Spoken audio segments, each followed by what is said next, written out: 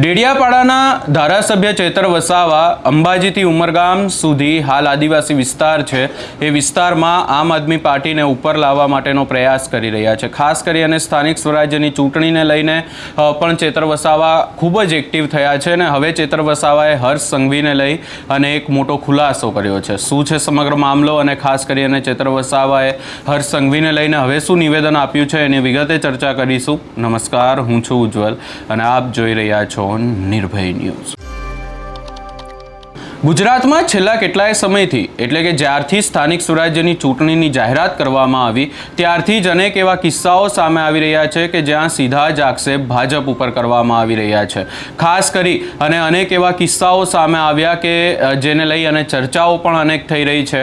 એ પછી ઉમેદવારોને ખરીદવાનો અને ઉમેદવારોને ક્યાંક ને ક્યાંક ભાજપમાં લાવવાનો પ્રયાસ હોય કે પછી બીજી કોઈ પણ બાબત હોય, હવાલાકાંડ પણ સામે આવી ગયો। પરંતુ આ તમામ ચર્ચાઓની વચ્ચે હવે ચેતર વસાવાએ શું નિવેદન આપ્યું છે સૌપ્રથમ એ પણ સાંભળી લઈએ। તો હું ચેતરભાઈ સાહેબને વિનંતી કરું છું, માનનીય ચેતરભાઈ, જોહાર।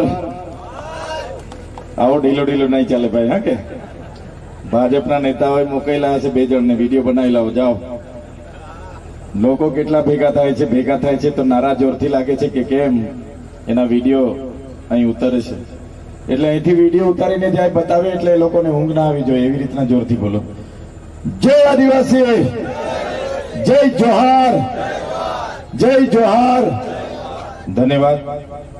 આજે ટૂંકી નોટિસથી આજના કાર્યક્રમમાં અહીં ઉપસ્થિત થયેલા મંચસ્થ આપણી લોકસભાના પ્રભારી એવા ભાણાભાઈ, સાથે આપણા વિધાનસભાના પ્રભારી વિજયભાઈ, તાલુકાના પ્રમુખ રમણભાઈ, સાથે જિલ્લા સીટના ઉમેદવાર રજયતાના ઉમેદવાર સોનલબેન, મોરવા હડપના ઉમેદવાર વીણાબેન, સાથે મોરાના ઉમેદવાર અજીતભાઈ, સાથે એમની સાથેના તમામ તાલુકા બેઠકોના તમામ પદાધિકારીશ્રીઓ, આજુબાજુ ગામમાંથી પધારેલા વડીલો, યુવાનો, માતાઓ, બહેનો, મીડિયાના મિત્રો, પોલીસ અધિકારીગણ, કર્મચારીગણ, બધા માટે એકવાર જોરદાર તાળીઓ પાડો। સાથીઓ, ગઈકાલે છેલ્લા 10 દિવસથી અમારા સવારે લગભગ 10 વાગ્યાથી ડોર ટુ ડોર કે મીટિંગ, સભા, રેલી આ બધું ચાલુ જ છે। એને રાતે 10 પણ વાગે અને 11 પણ વાગે એ પ્રકારના કાર્યક્રમો રોજના ચાલુ હોય। એટલે અચાનક 2 દિવસથી થોડી તબિયત પણ નરમ હતી, એટલે મેં કીધું કદાચ રમણભાઈ ને બધા છે કરી લેતા હોય તો આપણે ન અવાય એવું પણ છે, પણ છતાં એમની લાગણી હતી કે તમે કોઈ પણ સંજોગોમાં આવો, આવીને બેસીને પણ જતા રહેજો, ભાષણ ના કરો તો પણ ચાલશે, એમ કરીને એમની લાગણી અને માન આપીને અમે આવ્યા છે। ભલે બીમાર પડી જઈશું કે ભલે ગળા બેસી જશે, કઈ વાંધો નથી, બાટલા ચડાવીને પણ પરિવર્તન લાવીશું ને લાવીશું। 5 વર્ષ બહુ વેઠી લીધું છે આ લોકોનો, ભ્રષ્ટાચાર બહુ વેઠી લીધો છે, નાના નાના કામોમાં કમિશનો આપવા પડે છે, અને જે એમની હેરાનગતિ વેઠી છે, ખોટી ફરિયાદો, ખોટી એફઆઈઆરો થયેલી છે, ખોટી જેલો પણ વેઠી છે, તો 2-3 દિવસ તો બીમાર હશો તો પણ પ્રચાર કરીને પરિવર્તન લાવીશું ને લાવીશું। સાથીઓ, શરૂઆતમાં હતું, આગળ આપણે મોરામાં પણ એક સભા કરી હતી ને, આ લોકો આપણી મજાક કરતા હતા। આમ આદમી પાર્ટી થોડું આટલા વિસ્તારોમાં ચેતર વસાવા એકલા ધારાસભ્ય છે, શું કરી લેવાના છે? પણ મને કહેતા આનંદ થાય છે કે જે લોકો 2022માં આપણને કહેતા હતા કે ભાઈ ગુજરાત તો અમિત શાહ અને નરેન્દ્રભાઈ મોદીનો ગઢ છે, ગુજરાત તો ભાજપનો ગઢ છે, ત્રીજી પાર્ટી ચાલશે નહીં અને આમ આદમી પાર્ટી તો નહીં ચાલે। પણ મને કહેતા આનંદ થાય છે કે આજે તમારા સોનલબેન જેવા, વીણાબેન જેવા, તમારા અજીતભાઈ જેવા અને અમારા તમામ ઉમેદવારો જેવા ગુજરાતમાં 6500 ઉમેદવારો આમ આદમી પાર્ટીના લડી રહ્યા છે। તમે જોઈ લેજો, આવનારી મહાનગરપાલિકા, નગરપાલિકાઓ, જિલ્લા પંચાયતો, તાલુકા પંચાયતો, આમ આદમી પાર્ટી ખૂબ સારી રીતે પૂર્ણ બહુમતી સાથે ગુજરાતમાં બેસવાની છે. અને તમે યાદ રાખજો, જો તમારી બધાની મહેનત, તમારી લગન અને તમે જો પ્રયાસ કરશો તો અમારી પણ પ્રયાસ છે, અમારી પણ મહેનત છે, પાર્ટી પણ ખૂબ ગંભીર છે અને ગુજરાતમાં ખૂબ મહેનત કરે છે. આ તો આપણા બધાની સેમીફાઇનલ છે. 2027 ની ફાઇનલ પણ આપણે ખૂબ મજબૂતી લડીશું. છેલ્લા દક્ષિણ ગુજરાતમાં હું 10-12 દિવસથી ફરું છું. છેલ્લી 7 તારીખથી મારા શેડ્યુલો લાગેલા છે. આજે 20 તારીખ થઈ ગઈ. જેટલા પણ વિસ્તારમાં જામ છું, હજારો સંખ્યામાં લોકો સ્વયંભૂ આવે છે. 2-3 કલાક હું લેટ પડી જતો હતો. ગઈકાલના શેડ્યુલોમાં હું 2 કલાક લેટ હતો. જ્યાં 12 વાગ્યાનો સમય હતો ત્યાં 4 વાગે હું પહોંચ્યો છું. પણ લોકો કાળઝાળ ગરમીમાં પણ ખાધા પીધા વગર, પાણી વગર, મંડપ વગર પણ બેઠા છે. એ જ બતાવે છે કે પરિવર્તન આવવાનું છે, આવવાનું છે ને આવવાનું છે. જે મેં લોકોમાં માહોલ જોયો છે, આક્રોશ જોયો છે, સરકાર પ્રત્યેની એમની જે આક્રોશની નીતિ જોઈ છે એના પરથી લાગે છે કે એમને એક મજબૂત વિકલ્પની જરૂર હતી. કેમ કે અત્યાર સુધી દેશને આઝાદી થયા પછી 50 વર્ષ કોંગ્રેસને રાજ આપ્યું. તે વખતે કોંગ્રેસ શાસનમાં હતું ત્યારે ભાજપના નેતાઓને કોંગ્રેસ ખરીદી લેતી અને ભાજપના નેતાઓ કોંગ્રેસમાં જઈને બેસી જતા. આજે 30 વર્ષથી ભાજપનું શાસન છે ત્યારે એ જ કોંગ્રેસમાં રહેલા નેતાઓ ભાજપમાં જઈને સત્તાનો જે સ્વાદ ચાખી રહ્યા છે. ત્યારે ભાજપ અને કોંગ્રેસ, આજે તમે અમારા વિસ્તારોમાં અમે ગયા, ઘણી જગ્યાએ મને લોકોએ કીધું કે સાહેબ અમારી જિલ્લા પંચાયતમાં તો ભાજપના માણસોને કોંગ્રેસે ટિકિટ આપી છે. કેટલાક જગ્યાએ ઉમેદવારો નહોતા મળતા કોંગ્રેસને અને ભાજપના લોકોએ પૈસા આપ્યા, ઉમેદવાર આપ્યા અને કોંગ્રેસે ઉમેદવાર રાખવા પડ્યા. એ જ બતાવે છે કે ગુજરાતની ભારતીય જનતા પાર્ટી આમ આદમી પાર્ટીથી આજે ડરી ગઈ છે, બોખલાઈ ગઈ છે અને આજે છેલ્લી કક્ષાની રાજનીતિ કરે છે. આજે અમારા કાર્યકરોએ ગુજરાતમાં ઉમેદવારી નોંધાવી. એવા ઉમેદવારોને પણ આ ગુજરાતના ગૃહમંત્રીએ કીધું કે એવા ઉમેદવારોને શોધો, તમારે કોઈ બીજું કામ કરવાનું નથી. પોલીસ અધિકારીઓને કીધું ભલે તમે સંવિધાનની શપથ લઈને આવ્યા છો, ભલે તમારું કામ સુરક્ષા, શાંતિનું, સલામતીનું છે, પ્રજાની સેવાનું છે, પણ એને સાઈડ પર રાખો. આ ચૂંટણીમાં તમારે ભાજપનું કામ કરવાનું છે. ઉપરથી આઈપીએસ અધિકારીઓ, નીચલા કર્મચારીઓને કીધું કે આમ આદમી પાર્ટી વાળાને આમાં તમારે હેરાન કરવાના છે, અમારા ઉપર ખોટા કેસ કરવાના છે, પોલીસ સ્ટેશને બોલાવવાના છે. અમારા ગુજરાતના અમારા લોકો પર 150 થી પણ વધારે ખોટી એફઆઈઆર આ છેલ્લા 15 દિવસમાં થઈ. કેટલાય લોકોને પકડ્યા, ખોટ કર્યો. પણ મને ગર્વ સાથે કહેવું પડે છે કે આમ આદમી પાર્ટીનો એક કાર્યકર આજે પણ પૂરી તાકાતથી ગુજરાતમાં લડી રહ્યો છે. ભલે અમારા સંઘર્ષના દિવસો છે પણ અમે ઝઝુમી રહ્યા છે. અમારો જે જજ્બો છે એ જજ્બો અમારા પર ખોટા કેસ કરવાથી ઓછો નથી થવાનો, એનાથી ડબલ તાકાતથી અમે લડવાના છે. અને જે ભાજપના નેતાઓ જે આ પ્રકારની હિન પ્રશાસનનો ઉપયોગ કરીને કરાવી રહ્યા છે, એ ભાજપના નેતાઓને પણ તમે કહી દેજો કે તમને વેઠાય એટલું જ અમારા લોકોને હેરાન કરજો. અમે વ્યાજ સહિત હિસાબ કરવા વાળા લોકો છે. એટલો બધો ડર ભાજપના લોકો એક જગ્યાએ એક ઉમેદવારને, એક કાર્યકરને, એક નેતાને હેરાન કરવાનું ચાલુ કર્યું છે. પણ અમે તો અમારા માટે ચૂંટણીઓ નથી લડતા. અમારા ઉમેદવાર એ ભાજપના નેતાઓની જેમ 3 પેઢી તારી લેવા માટે ચૂંટણી નથી લડતા. ભ્રષ્ટાચાર કરીને પૈસા ભેગા કરવા માટે ચૂંટણી નથી લડતા. અમારા લોકો તો સત્તામાં આવીને સેવા કરવા માટે ચૂંટણી લડે છે, સેવા કરવા માટે અમે લડીએ છીએ. અમે જ્યારે ગુજરાતમાં જેટલા પણ આમ આદમી પાર્ટીના 70 થી પણ વધુ ટકા યુવાનોને અમે નેતૃત્વ આપ્યું છે, ત્યારે અમારો ધ્યેય એ જનતાની સેવાનો છે. ભાજપના નેતાઓ કહે છે કે અમને એક મોકો મળે તો અમે 5 પેઢીનું કરી નાખીએ. એ કામ અમારું નથી. અમારું કામ તમારું સેવા કરવાનું છે અને અમે કરીશું.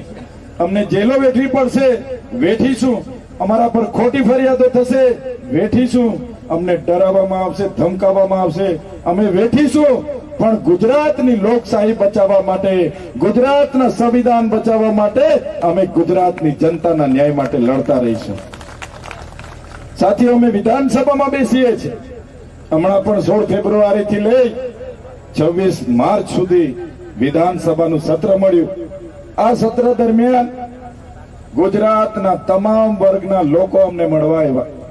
આશા વર્કર બહેનો આંદોલન લઈને આવ્યા, આંગણવાડી બહેનો મોરચો કાઢ્યો, ખેડૂતો આંદોલન લઈને આવ્યા, વિદ્યાર્થીઓ આવ્યા, શિષ્યવૃત્તિ અટકી ગઈ છે એની આંદોલન થયું, ટેટ પાસ ઉમેદવારો આવ્યા કે શિક્ષકોની ભરતી કરો, ભરતીઓમાં કૌભાંડ થયું એ લોકો આવ્યા કે પેપર ફૂટે અટકાવો. એટલા આંદોલનો ગાંધીનગરમાં ચાલે છે કે ગાંધીનગર તો જાણે રણ સંગ્રામ હોય, રણનું મેદાન હોય. રોજના મોરચા ને મોરચા. પોલીસ પણ ત્યાંથી થાકી ગઈ છે. સરકાર પોલીસને મૂકે, 1200-1500 પોલીસ વાળા હોય. વિધાનસભા સત્ર દરમિયાન બિચારા આખો દિવસ ગુજરાતના તમામ વર્ગના લોકો, આદિવાસી જાતિના દાખલા વાળા આવે, બીજા લોકો આવે, ખેડૂતો આવે, આ આવે, ત્યાં આખું ગુજરાત આમનાથી ત્રાસી ગયું છે. ત્યારે મેં તમને વિનંતી કરવા માટે આવ્યો છું. ભાજપના લોકો 30 વર્ષના શાસન દરમિયાન માત્ર ને માત્ર ભય ગુજરાતમાં પેદા કરવાનું કામ કર્યું છે. આજે એક પણ કામ ભ્રષ્ટાચાર વગર થતું નથી, એક પણ નાનું કામ કમિશન આપ્યા વગર થતું નથી. નાના કામો માટે તમારે લાઈનો પર લેવું પડે છે. ત્યારે હું તમને કહેવા માટે આવ્યો છું, તમામ વસ્તુનું એક જ સમાધાન છે કે તમે ઝાડુનું બટન દબાવીને આપણા ઉમેદવારોને જીતાડી લાવો. તમામ બાબતે ન્યાય આપવાનું કામ આમ આદમી પાર્ટી કરશે. સાથીઓ, આપણા લોકો 5 વર્ષ તો અનેક પ્રશ્નોનો સામનો કરે છે, અનેક સમસ્યાનો સામનો કરે છે, પણ ચૂંટણી આવે એટલે ફરી એ લોકો પાસે જઈને મત કરી આવે છે, મતદાન કરી આવે છે. કેમ કે આ લોકો પૈસા આપે, એક દિવસે વાયદા આપે, પ્રલોભન આપે, દૂરના સંબંધો કાઢે, એટલે જઈને મતદાન આપી આવે છે. ત્યારે આ વખતે તમે અહીંયા બધા બેઠા છો, તમારે બધાએ જવાબદારી લેવાની છે. આ ચૂંટણી માત્ર આપણા ઉમેદવારોની ચૂંટણી નથી, આપણી બધાની ચૂંટણી છે. એમ સમજીને ગામડે આજુબાજુના વિસ્તારોમાં 5 દિવસે બધા જજો અને કેજો કે આ મતદાન માત્ર 50 રૂપિયા માટે નથી આપવાનું, 100-200 રૂપિયા માટે નથી આપવાનું. આ મતદાન અમૂલ્ય છે. જે વ્યક્તિ 5 વર્ષ માટે તમારું કામ કરે એવી છે, જે આમ આદમી પાર્ટીના ઉમેદવારો છે, એમને ઝાડુના બટન પર મતદાન આપવા માટે તમે બધા અપીલ કરજો.